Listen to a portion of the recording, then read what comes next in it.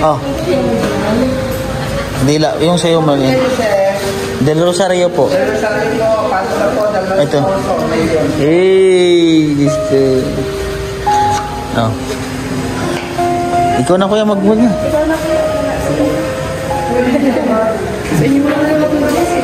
Ay, sister. Tayo. Ano? Eh, bibinyagan na si Justo.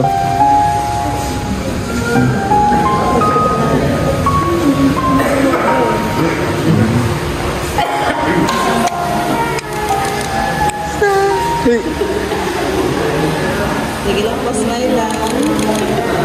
Next. Ay, tingnan mo na.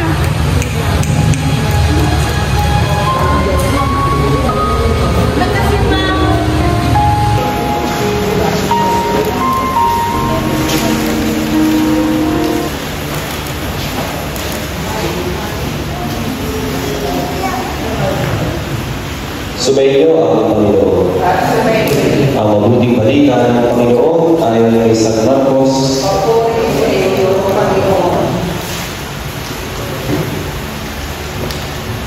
May nagdala ng mga bata kay Jesus upang hilingin ipatong niya sa mga ito ang kanyang kamay. Ngunit pinagbigaan sila ng mga alagad. Nagalit si Jesus nang makita ito at sinabi sa kanila, "Pabayaan ninyong lumapit sa akin ang mga bata. Huwag niyo silang samayin, sapagkat sa mga katulad nila naghahari ang Diyos. Ito ang tandaan ninyo.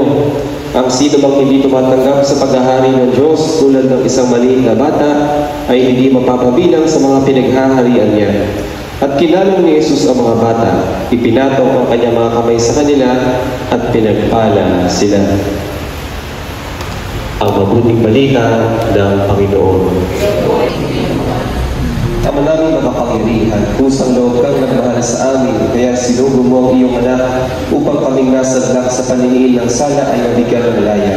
Sa tanda ng krus na banal, loobin mo na ang mga batang bibinyagan ay maging malaya sa pagkaalib na bunga ng pagsuway ng nalikhamang unang tao. Lububanawa siya ng banal na Espiritu upang sila'y mapuspos ng diwa ng muling pagkabuhay ng iyong anak. Iniluluhog namin ito sa pamagitan ng Jesucristo kasama ng Espiritu Santo magpasawalang hanggan. Sa kapangyarihan nating tagapagligtas na si Jesucristo, kayo ay magpakatatag ngayon at magpasawalang hanggan. Amen.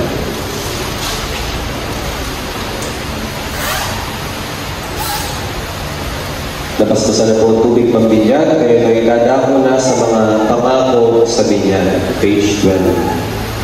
Mga minamahal na magulang, ninong at ninang, nung tayo ay binilyagan, tayo ay nalibing kasama ni Kristo, upang kasama niya tayo ay makabangon at makapagpagong buhay.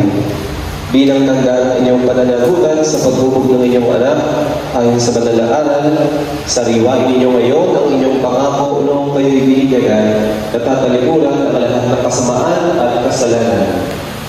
Mga magulang, ninong at ninang, itinatakwil ba ninyo si Satanas? Itinatakwil ba ninyo ang kanyang mga gawain? Itinatakwil ba ninyo ang kanyang pang-aaki? Ngayon naman sa Diyos ang mga makapangyarihan sa lahat na may gawa ng langit at lupa, kayo ba'y sumasampalataya?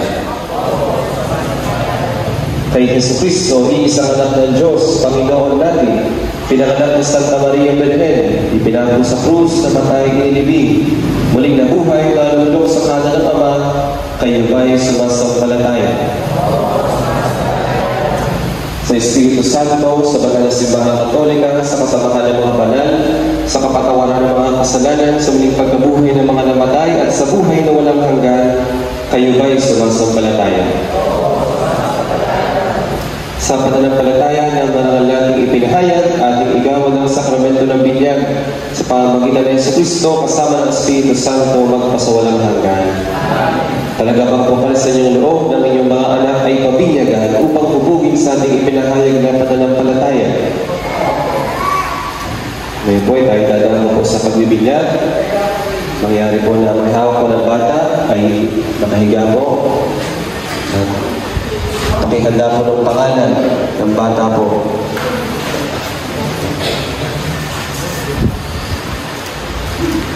James Lim, ikaw ay binibinyagan ko sa ngalan ng Ama at ng Anak at ng Espiritu Santo. Amen.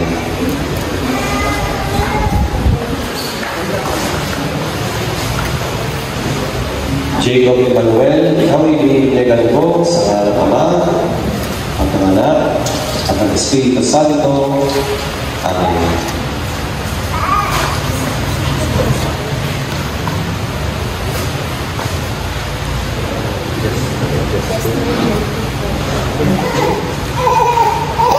Justin Jacob, ikaw ay binibinyagan ko sa ngalan ng Ama at ng Anak at ng Espiritu Santo.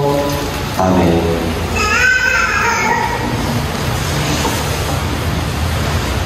Ngayong naganap na ng Diyos Ama ng ating Panginoong Jesucristo, ang muling pagsilang sa tubig at Espiritu Santo, ang pagpapahid ng langis ay nagpapakilala ng paglubog ng Espiritu Santo sa waling isinilang sa binyag. Maging matatag nawa ang mga batang ito sa kanilang pakikiisa kay Kristong Hari, Pari at Propeta, ngayon at magpakailanman. Amen.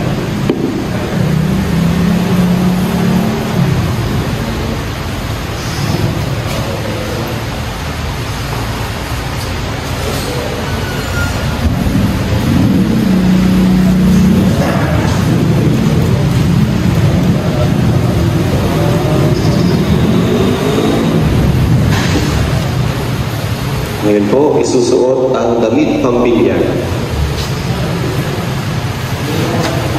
Ninong, Ninang.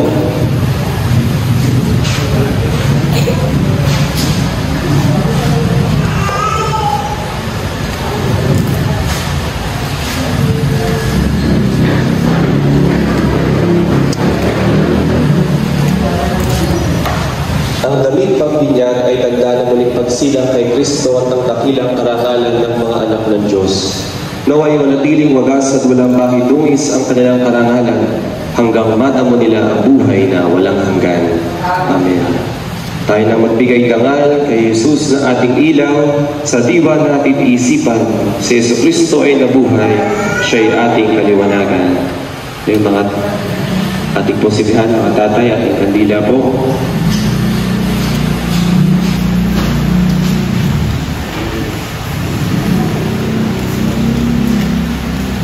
Inyo pong ipasa sa inyong mga ninong at ninang.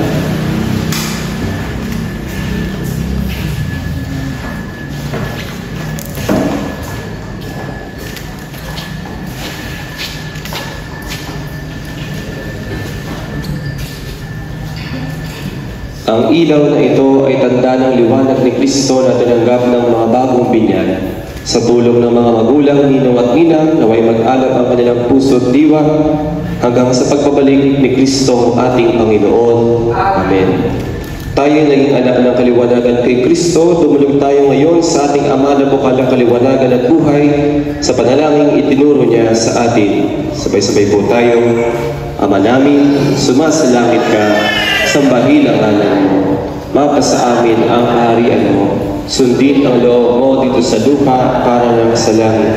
Bigyan mo kami ngayon ng aming kakanin sa araw-araw. Patawarin mo kami sa aming mga sala para ng pagpapatawad namin sa nagkakasala sa amin. At huwag mo kaming ipahintulot sa tukso at iadya mo kami sa lahat ng masama.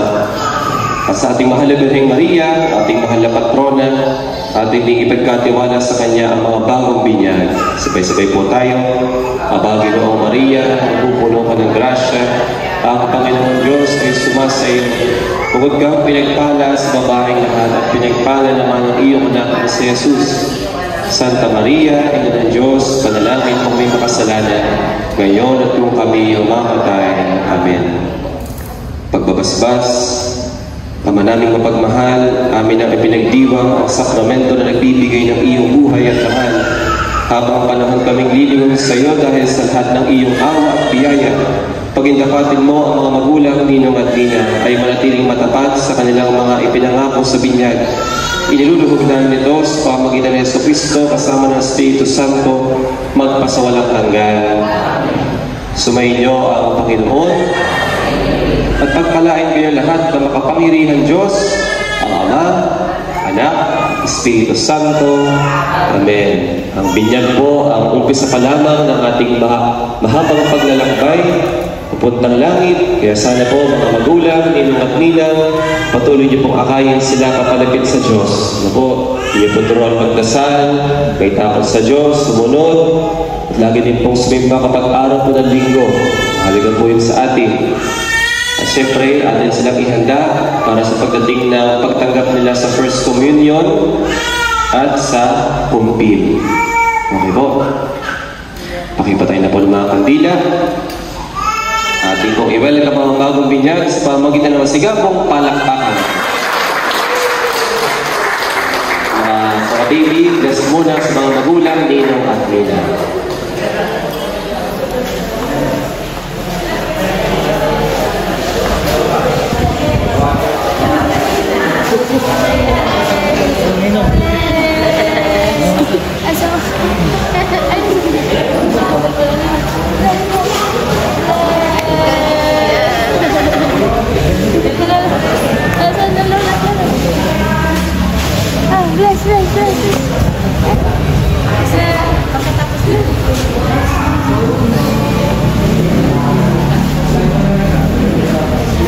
Joy.